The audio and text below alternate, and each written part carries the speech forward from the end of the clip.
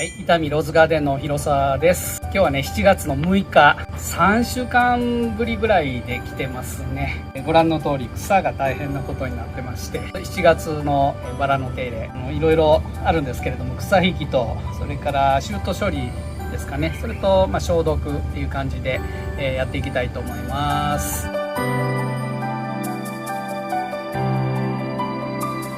もう超過切りしてからかなり1ヶ月ぐらい、1ヶ月、ちょうど1ヶ月か、1ヶ月ぐらい経つんですけれども、まだね、全然芽が出てない株やら、もう黒点で全部葉っぱ落とした株やら、中にはもうかなり咲いてきてる株とか、いろいろですね。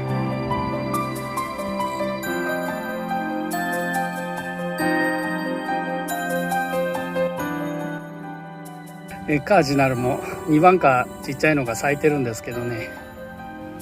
この木の下に植わってるんで、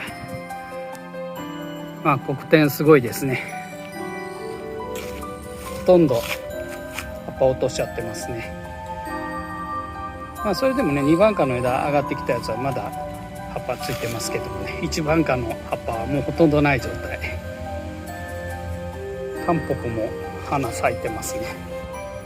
いやー、1ヶ月で草引きしなかったらね、1ヶ月でこんな状態になりますね。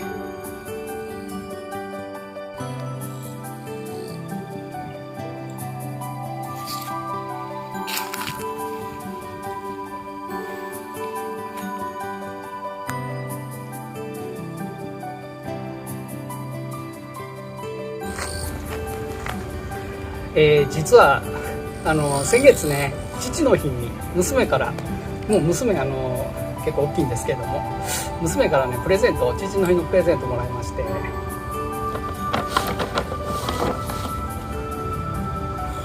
空調服、まだね使ってなくて、これからちょっと開封動画を急遽ここでやりたいと思います。これも実は、来年1月に還暦を、私迎えることになっておりまして、赤いちゃんちゃんこでございます。じゃあ、ちょっと開封していきたいと思います。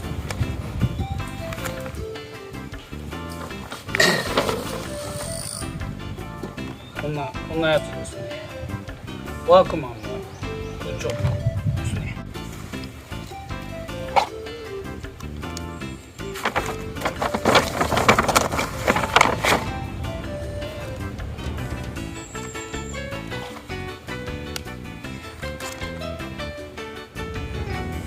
そうか、バッテリーだから多分リチウムイオンバッテリーなんで充電しないといけないですね。充電してるんですけど、これバッテリーですね。こ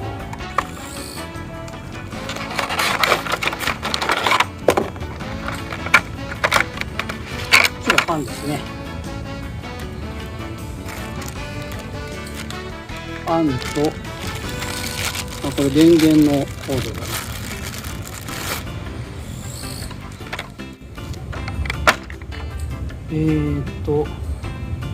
これの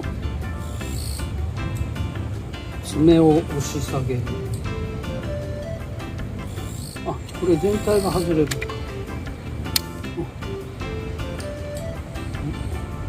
外れた。外して2箇所こう入れる。で、差し込んでください。はい、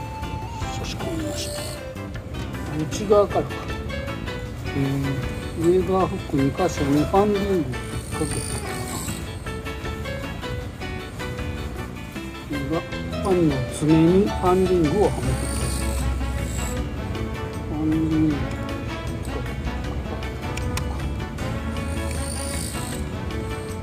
音がしますね。カチッとビリビリって出てくるか。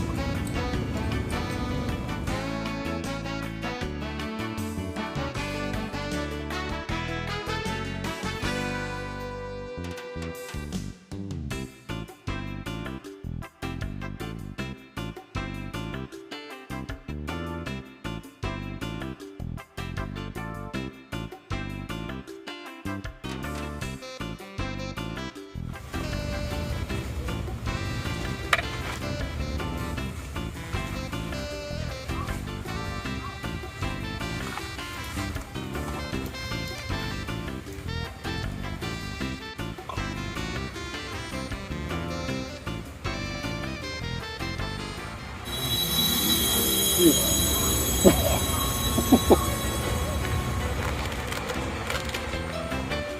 しい。ああ空調服赤いちゃんちゃんとめ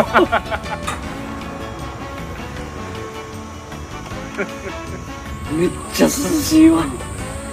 汗かいてるからでしょうね。透かしていくんですよね。ああ、俺はクーラーより涼しいわ。ちょっと閉めた方が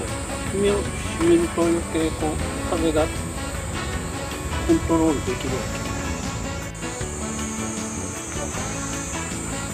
け。でもハサミが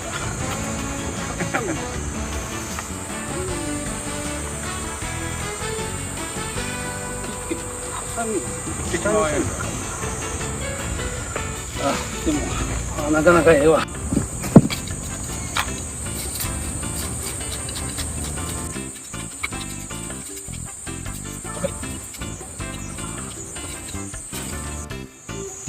これファンのね音も今風弱い方にしてるんですけどね、全然や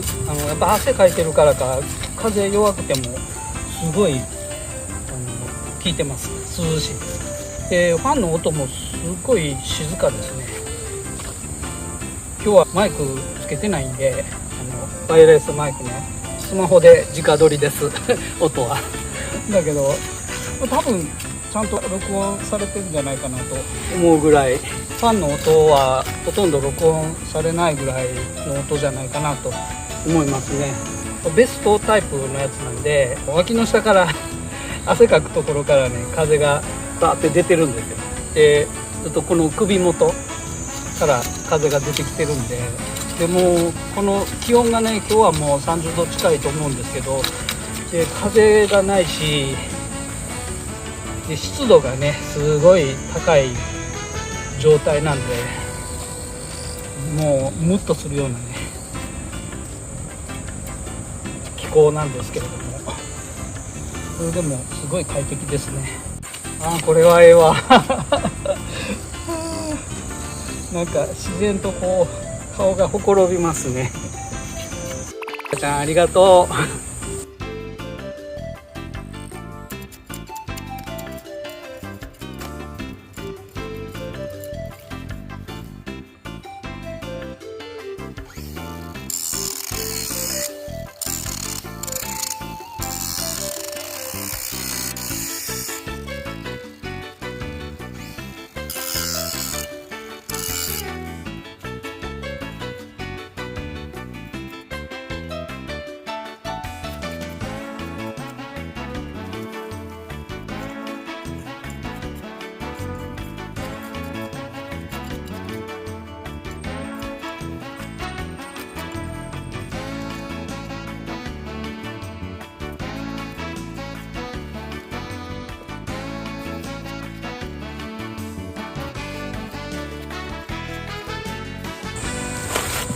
この木の下でね、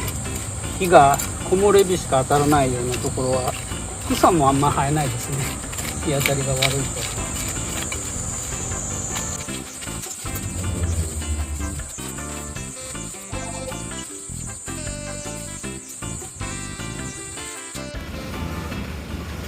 ちょっとね休憩時間を利用して、バッテリーを充電してみます。車にこういうインバーター積んでて、100ボルトの電源も一応120ワットまで使えるのがあるんで、よいしょ、これに挿して電源を入れてみます。ピーピーピーピー鳴るようになる。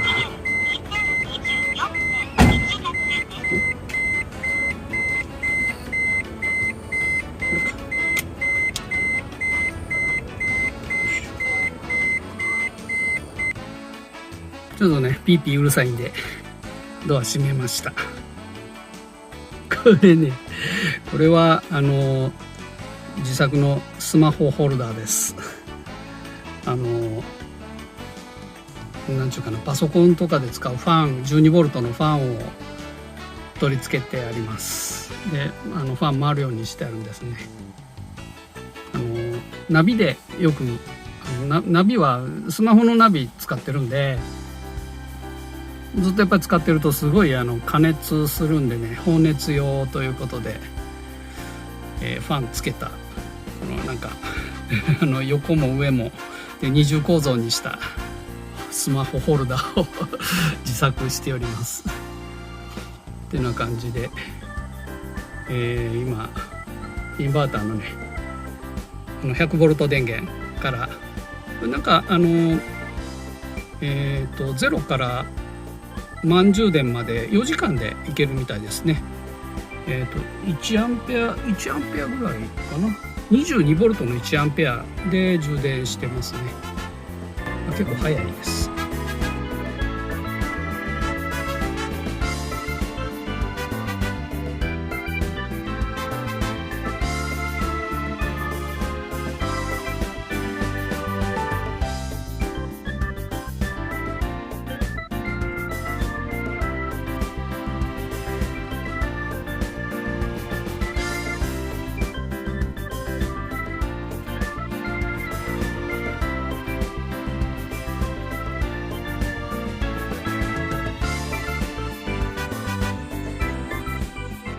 この花壇のね周り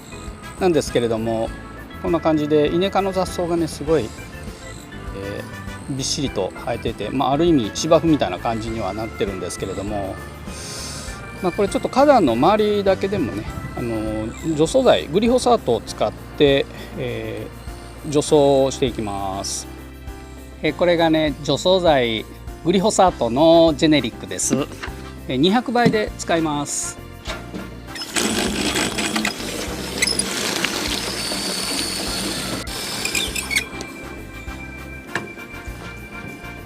この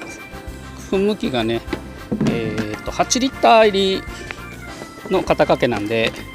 200倍で 40cc ですね。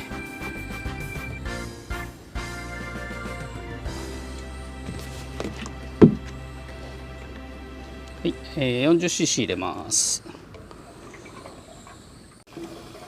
この噴霧器はねもう30年ぐらい前に初めて買った肩掛け噴霧器で、中のパッキン革なんですよね。もう除草剤専用にしてます。でちょっと振ってね攪拌しておきます。除草剤のね噴香、これ除草剤用の噴香ですね。泡で出るタイプの、噴香つけてます。このグリホサートはねバラの葉っぱにかかるともう必ず薬害が出るんで、グリホサートの薬害って新芽が上がってくると柳葉みたいに細い葉っぱになるんですね。だから絶対に風向きとかねよく考えて、できれば風のない日、今日は僕、こっち側ですね、僕側に花壇から僕の方に吹いてるんで、まずエアロゾルですね、細かい霧とか、かかることはないと思うんですけれども、絶対に目に見えないぐらいの細かい霧でも薬害出ますから、その点はねよく注意して、でこういう除草剤専用の泡の噴香を使えばね安心ですけれどもね。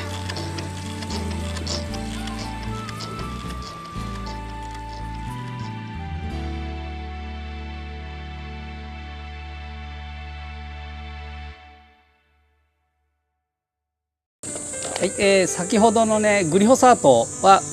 非洗濯性の除草剤といいまして、要は、草の種類に全く関係なく草を枯らすという葉っぱにかけてね、でそれから吸収されて根まで枯れるっていう、除草剤なんですけれども、同じ、除草剤は除草剤なんですけども、これトレファノサイドっていう、薬があります。これ、トリフルラリンっていう薬ですね。でこれはねイネ科の植物の種が発芽しないようにするという除草剤です。なのでバラにはかかっても全く薬害は出ませんので、植え床にはこれを使います。だから、発芽をね抑制する薬なんできれいに除草してから草引きしてから使わないとね何の効果もないんですけどもね。それでこの薬はね液剤もあるんですね。水に溶かして使う噴霧器で噴霧するやつもあるんですけど、僕はねこれ流剤は大丈夫なんですけど液剤の方はものすごいもう使ってしばらくするとすごい匂いがして、なんていうんですかねシンナーみたいな匂いというか吐き気がしてくるんですよね。多分そういう何かのこの薬じゃなくて機材というか何かの薬のアレルギーなんかなと思うんですけども、唯一農薬で気持ち悪くなるアレルギーが出るのはその液剤の方なんですね。なのでもうこの流剤の方が使いやすいっていうのもありますしこれを、使ってます。流剤の方をね使ってます。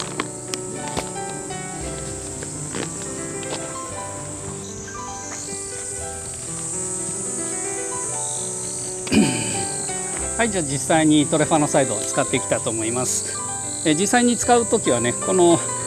ういうボトル、これはダイアジノンが入ってた容器なんですけれどもすごい巻きやすいんですよね。なのでこれ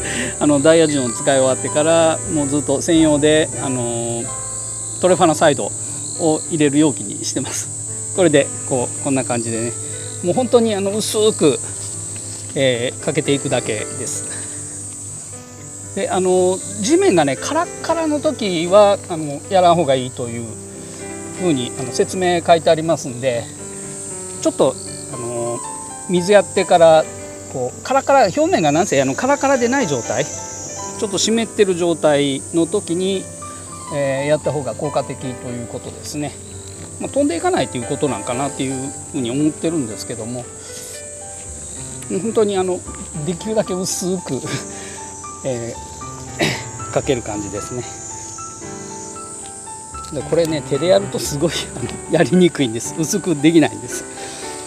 こういう容器を使うと簡単に薄く均一にかかりますね。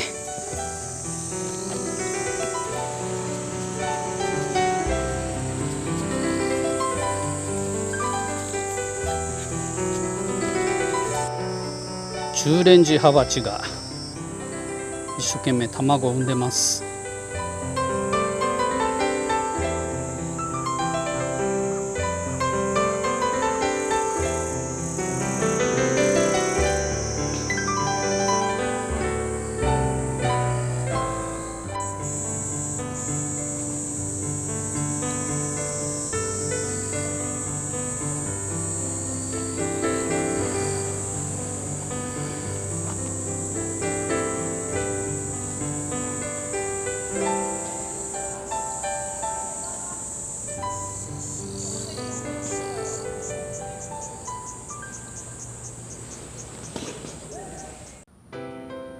これね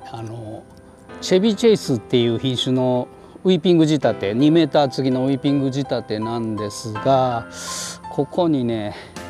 この枝だけやけどもちょっと肌荷が出てきてるんですね。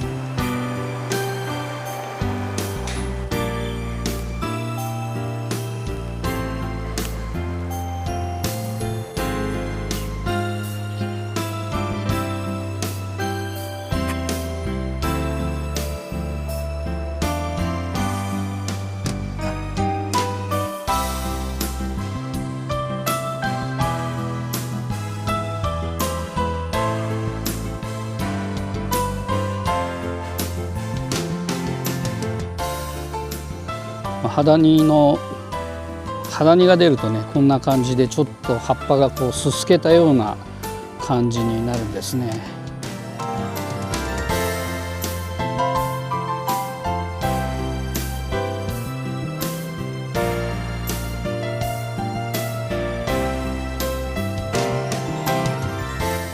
この枝は、今年の春咲いた、去年のシュートですね。まだ花柄も取ってないんですけども、他の枝はまだそんなに出てない感じなんですけど、この枝だけねちょっと肌煮がひどいなっていう感じなんですね。でもうひどくなるとこんな感じでね、もうポロポロ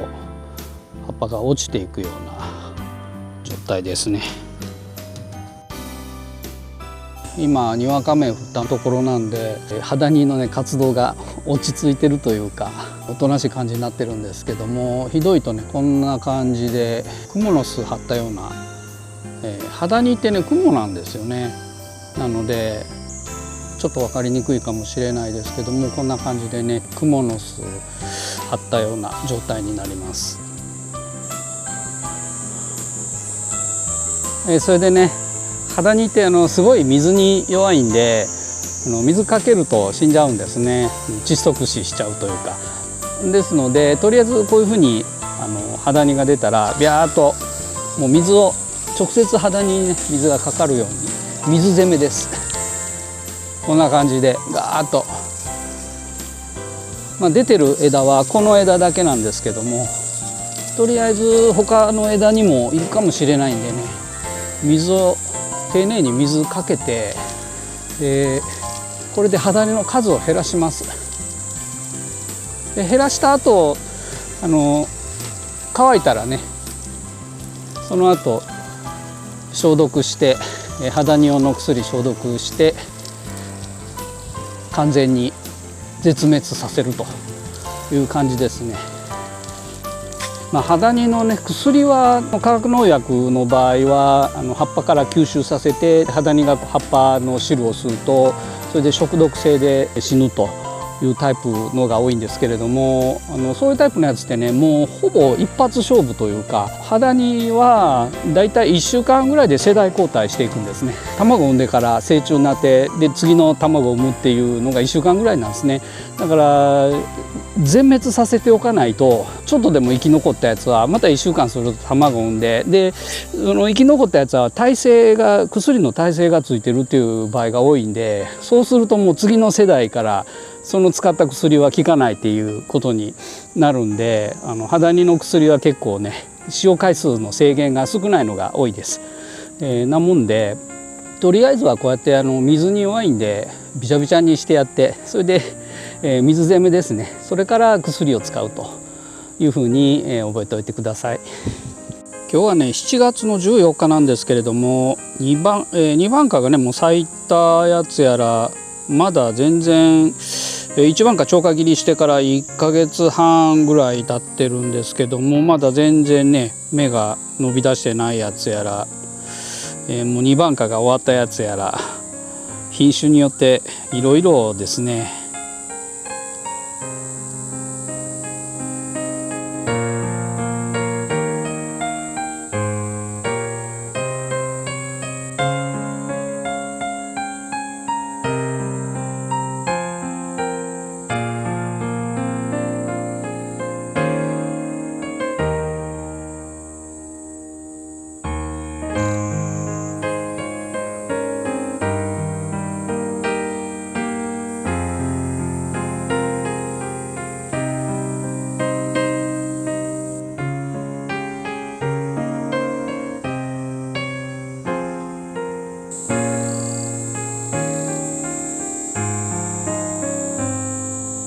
イングリッシュローズは割と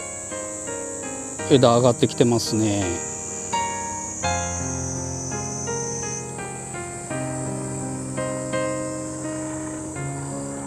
それでもね一気咲きの品種が多いんで、もう咲かない枝がビュンビュン伸びてるのが多いですけれども、アイスバーグはもう終わりですね。2番花は終わりです。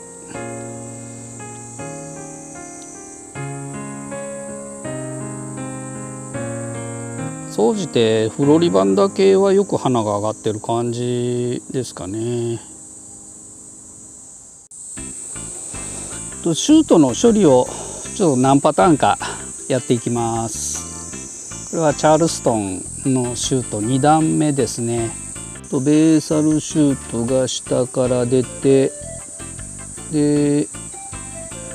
この位置で、ちょうど画面中央あたりに切り口が見えるかと思うんですけども、この位置でね、1回切って2段目がここからずっとこう上がってるっていう状態なんですけど、で2段目の、先でもうほうき状にねまた枝分かれして花芽がついてるっていう状態ですね。それで、このね下ここ画面中央部分、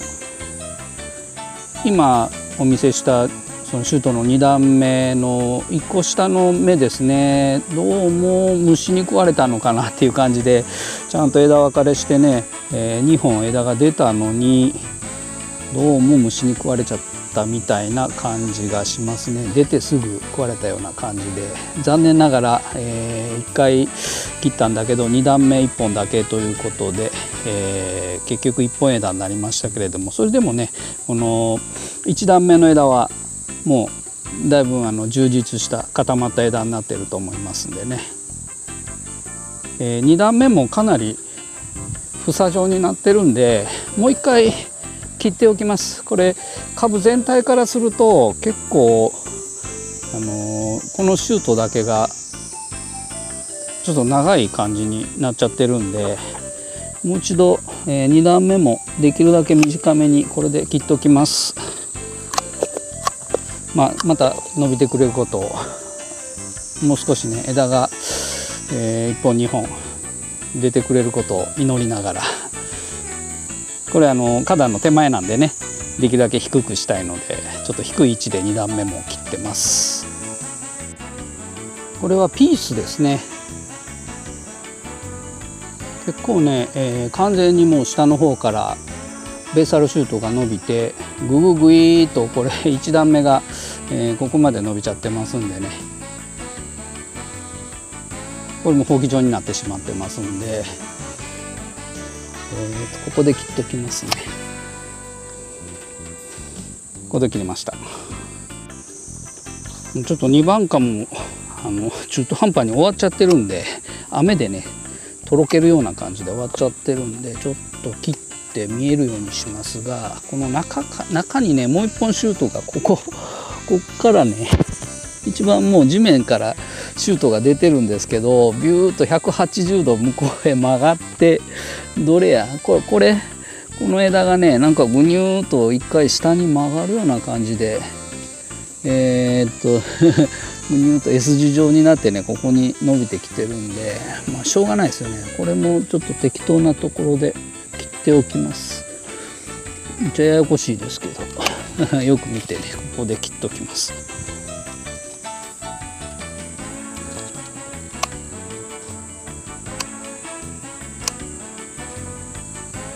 おおむねね今切ってるこの2番果の枝が秋剪定の時に切る枝になりますね。なので2番果の枝はねあんまり短くしないように、ちょうど今自分切る枝は、秋剪定をする枝やと思って切っていったらいいですね。ちょっとさっき切ったシュートが位置が高いかな。こうすると2番からの超過切りしたらちょっと位置高いかなという感じになったんで、もう少し切り下げましょうか。一番これもね地面から出てるんでねここまで切り下げておきます。これはガーデンパーティーですね。シュートね、右の方地面の方からねグイーンとこいつが伸びてますね。ずーっと伸びて、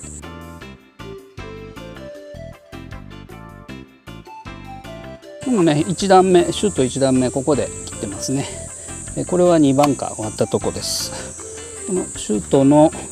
1段目ここで切って、で2段目がねここで2段目切ってますね。切ってるけどもうなんか切り口分かんないぐらいになってますね。だから今3段目が咲き終わったとこですね。これはちょっと株の後ろ側なんで少し背高くなってもいいからこれぐらいで切っときます。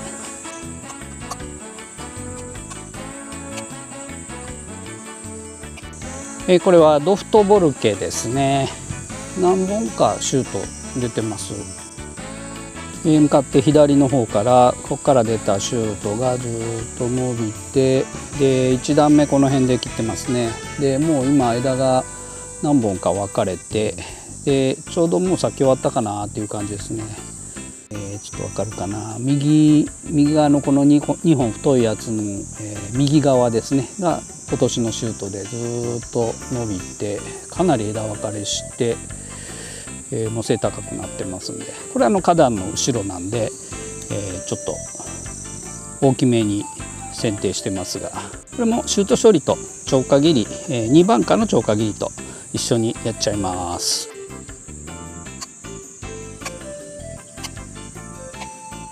これがね途中シュートなんですよね。背高くなってます。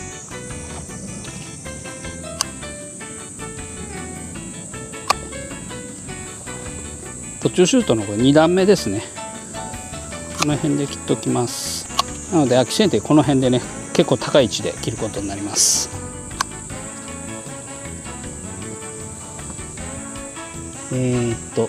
これも途中シュートですね。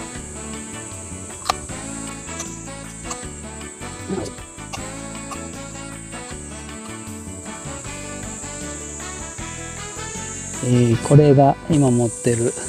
この枝、これはねもうほぼベーサルシュート、細いベーサルシュートって感じの1段目ですね。これちょっと下の方でこの辺で切っときます。細いのでねあんまり次出てくる枝もそんなに元気のいい太いシュートではないと思いますので。で、これねサイドシュートですね。途中シュート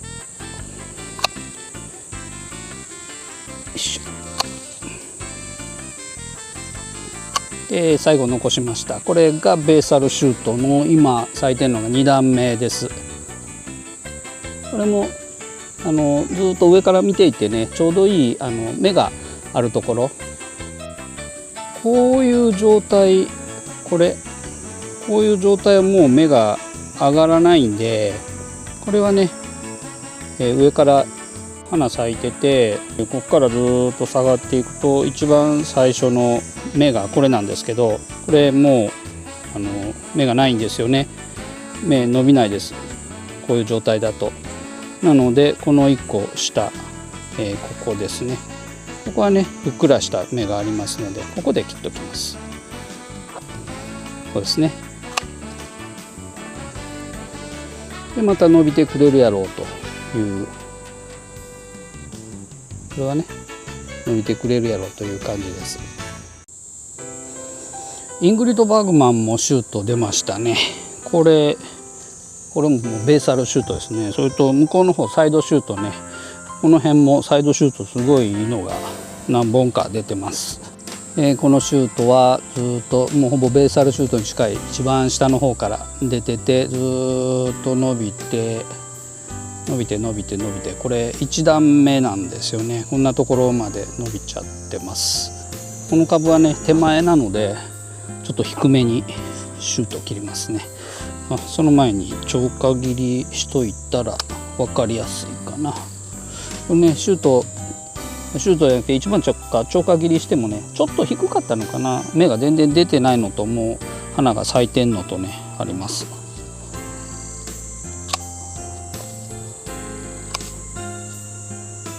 そのうちまた芽出るとは思いますけども、超過切りの位置が低いとやっぱり芽が伸び出さずにねじっとしてるっていうのはありますね。これは隣の株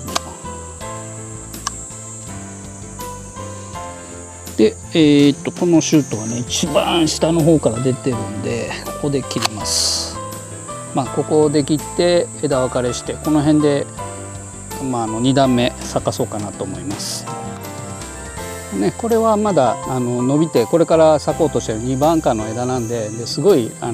いい枝が上がってますから、これはそのまま咲かそうと思います。ここから出てますね。サイドシュートから出てるのと、でこいつは同じとこですね。ここから2本シュートが伸び出してるんですよね。で、それでもねまだめちゃめちゃこの枝が混んでるっちゅうわけでもないので、ちょっとよく枝を見て、これはね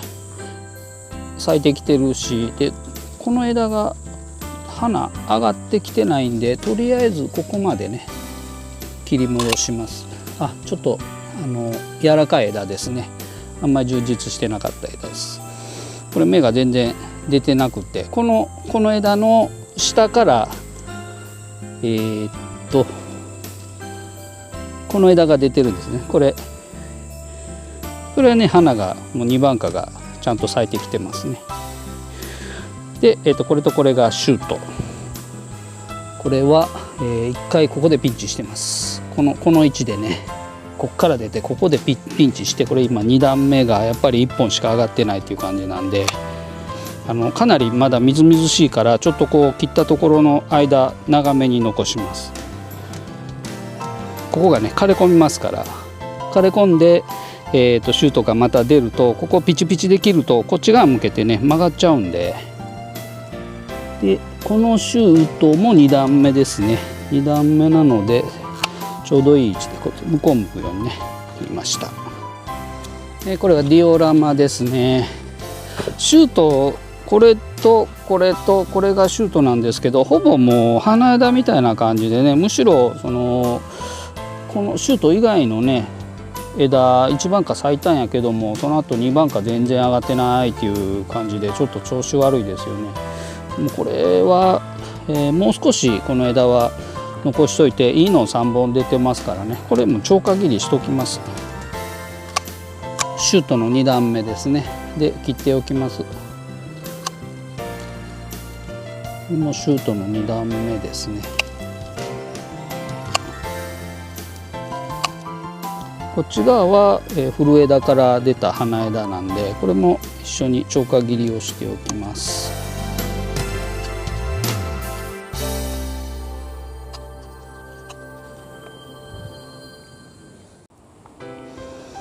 イングリッシュローズね、パッドオースチンは結構つぼみがついてて、これからまだ2番花が咲く感じですね。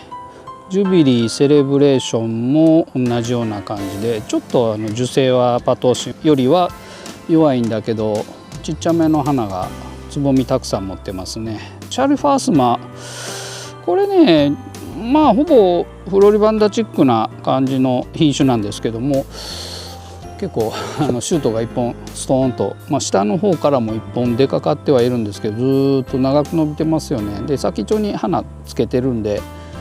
花芽持ってるんで、これは一番手前やし、ごく短くこれぐらいで切っておきます。1段目2段目ですね。これ今切ったのが2段目です。シュート1回ここで、この位置ここで1回ピンチしてますね。ウィンダーメアもシュートと言えるほど太いのは下からはあんまりまだ上がってないですね。強いて言ったらこれ1本だけねここにあるんですけども、普通のフロリバンダチックなこれも感じですが、これシュートです。下の方で切っておきます。で枝分かれするというちょっとね細めのシュートですね。これがねシュートの2段目になりますね。一発目ここでこの位置でピンチしてます。でこれもちょっと背高くなってるんで、もう一回ピンチしときましょう。そうするとねかなり細めの枝で花枝だけが残りましたね。問題これですよね。ガートルド・ジェキルもう完全につるバラなんで、今んとこつぼみは、2番花のつぼみね、ここに1個とここに1個と2個だけつぼみ持ってますね。あとはみんな細くてつぼみのない枝が伸び出してますね。この枝も花芽つけるかもしれないんですけども、この辺のねピヨーンと伸びてるのは1回切りましょう。ここからこれ1回ここでピンチしてますね。それでもう1回ここでピンチしときます。できるだけね枝数を増やしたいんですけど、シュート伸びてまた1本伸びて結局1本立ちになっちゃってる感じですね。しょうがないですけれども切っておきます。これそのままにしとくとえらい伸びてしまうんでね、伸びてってなるから、これは途中シュートですね。でも枝細いな、ちょっとあんまり調子よくない。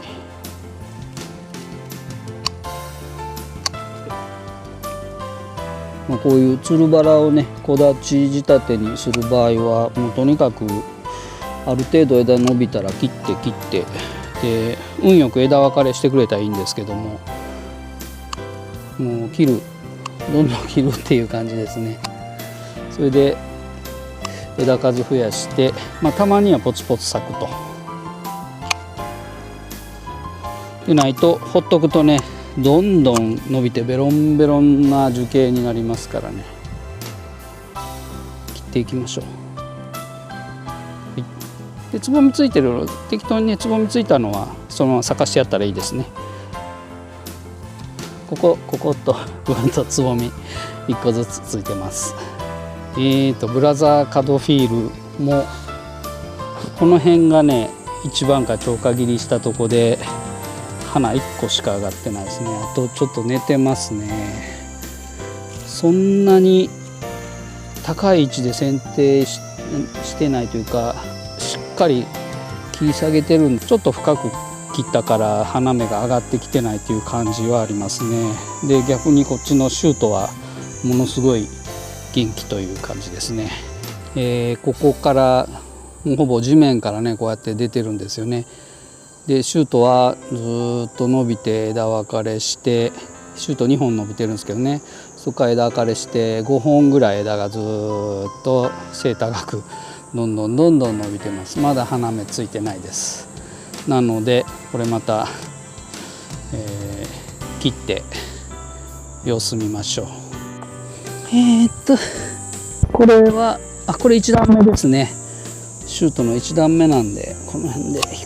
低い位置で、これは2段目、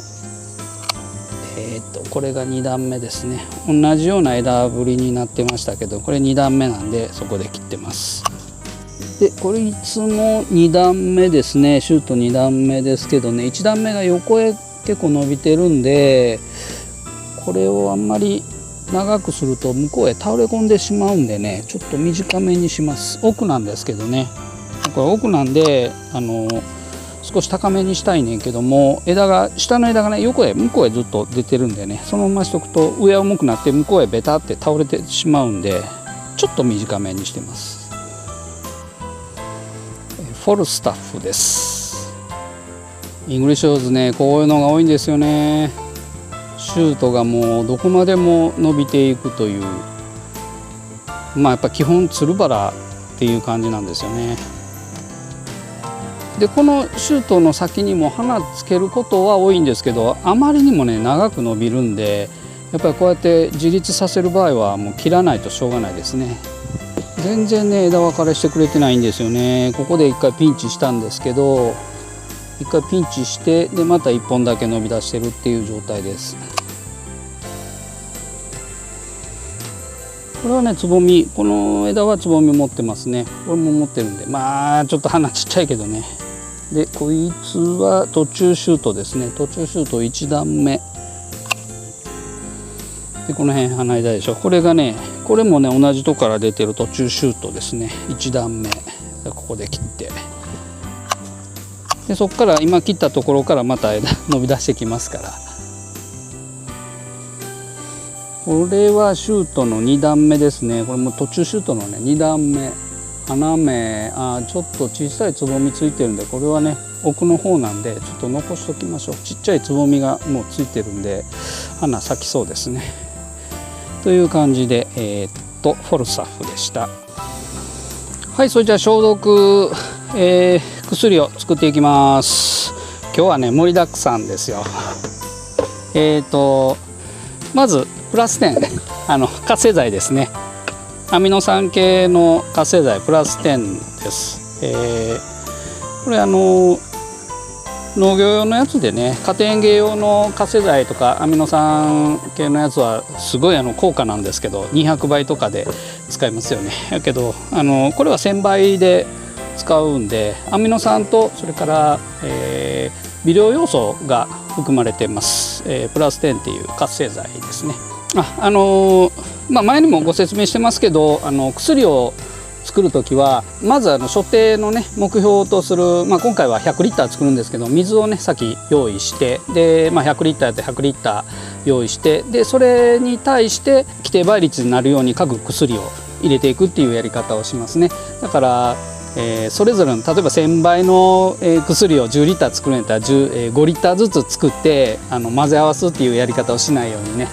最初から、水の量はもう最初に決めて、でそこに薬を入れていくっていう、計算してね薬の量を決めて入れていくっていうやり方を、してください。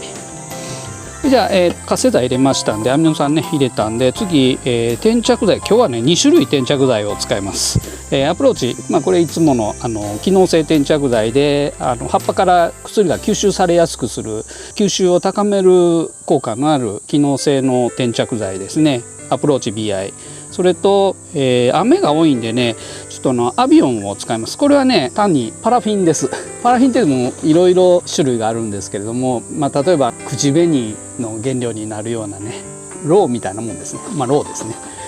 これはパラフィンなんでよく攪拌してね振って使います。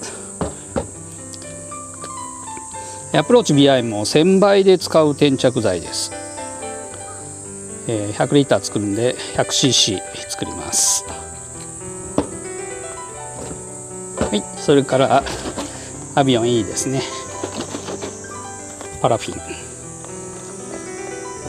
これね500倍から1000倍で、今日は1000倍で 100cc 入れます。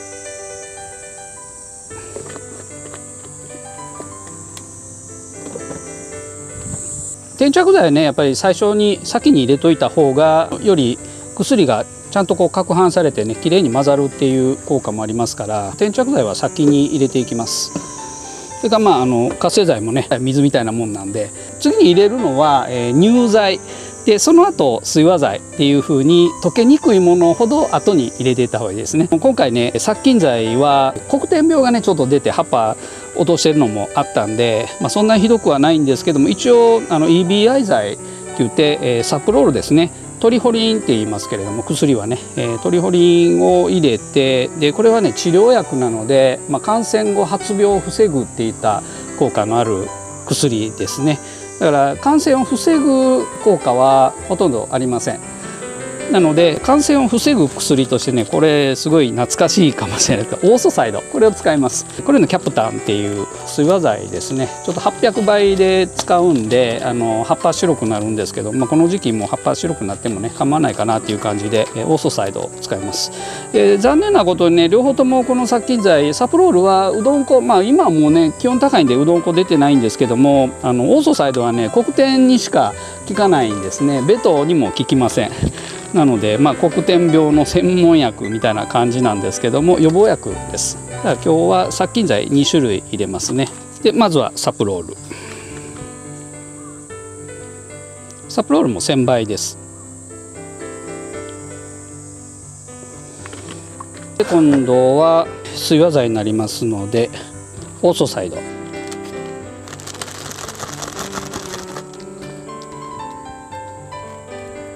オーソサイドは800倍なんで、125g。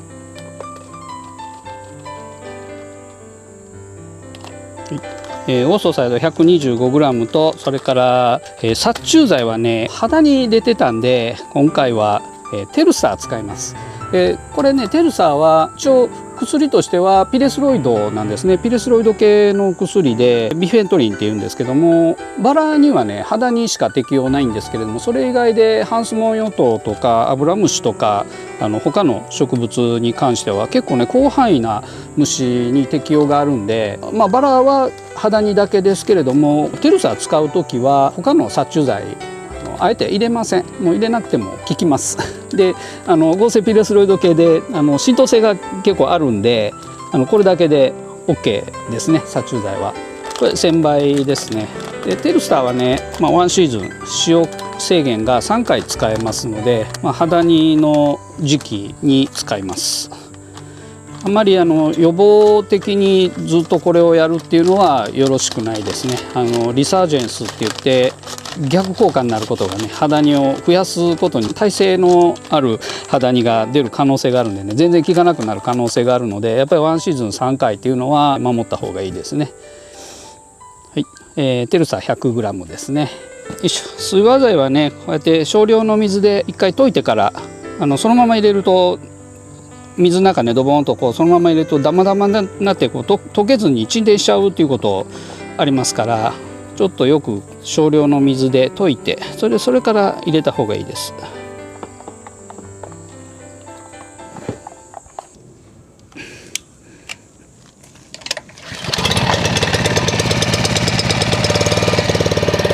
ちょっとしつこいぐらいにかき混ぜておきます。いつもね使ってるこの粉香ね、ヤマホの霧なしズームです。泡で出る粉香ですね。バーって飛び散らなくていいですね。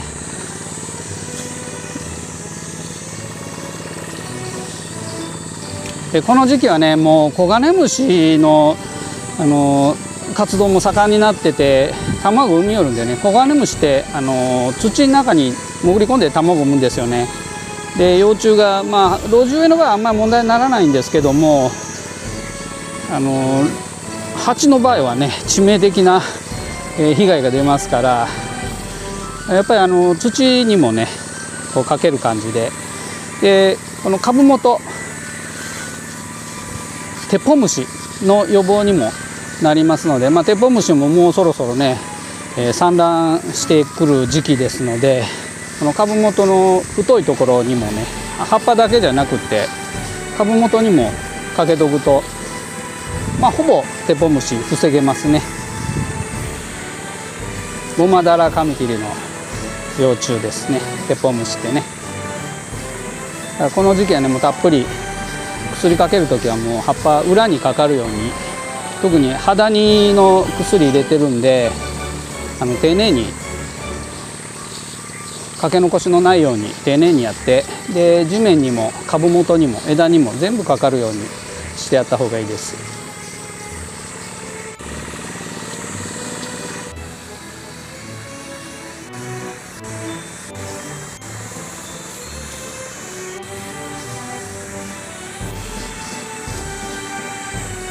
でこの薬かける時にね注意するのは、一回かけてから薬余ったら地面に撒いた方がいいですね。葉っぱにやった薬が乾いて、でその後もう一回やると薬害出る可能性ありますからね。要は薬が濃くなってしまってね、で薬害出ることあるんで、二度がけは、禁止です。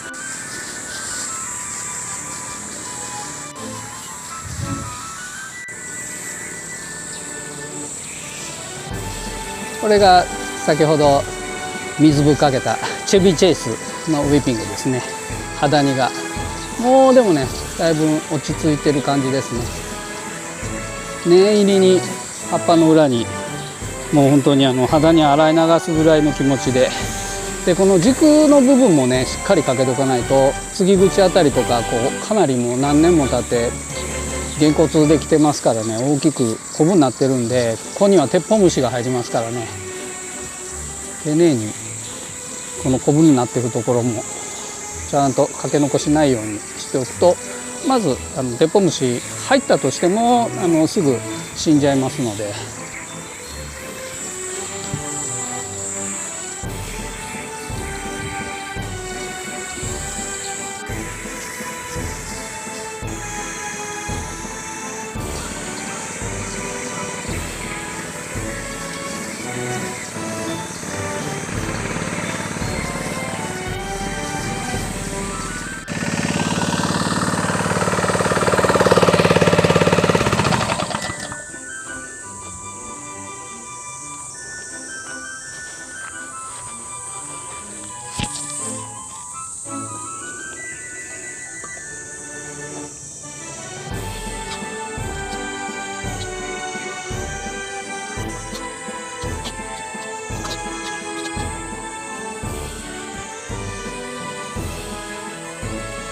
はい以上7月の暑い時期の、バラの手入れいろいろでした。それではまた。